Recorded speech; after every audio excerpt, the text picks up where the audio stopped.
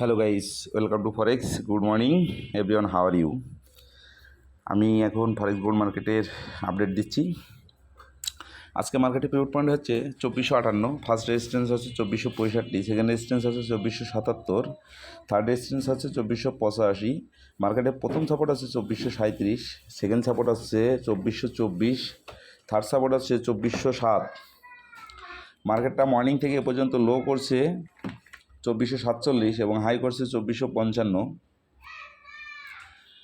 মার্কেটটা মেবি ছেলে যাওয়ার সম্ভাবনা আছে, সেক্ষেত্রে আপনারা ছেলে নেবেন 2445। প্রথম টিভি দিবেন 2442, সেকেন্ড টিভি দিবেন 2439, থার্ড টিভি দিবেন 2435, ফোর্থ টিভি দিবেন 2430, ফাইভ টিভি দিবেন 2426, এসএল ব্যবহার করবেন 2460। যদি মার্কেটটা পিভট পয়েন্ট ভেঙে উপরে চলে যায় বা বাইরের দিকে মুভমেন্ট করে, সেক্ষেত্রে আপনারা বাই এন্ট্রি নেবেন 2460। প্রথম টিভি দিবেন 2463, সেকেন্ড টিভি দিবেন 2467, থার্ড টিভি দিবেন 2470, ফোর্থ টিভি দিবেন 2475, ফাইভ টিভি দিবেন 2482, এসএল ব্যবহার করবেন 2452।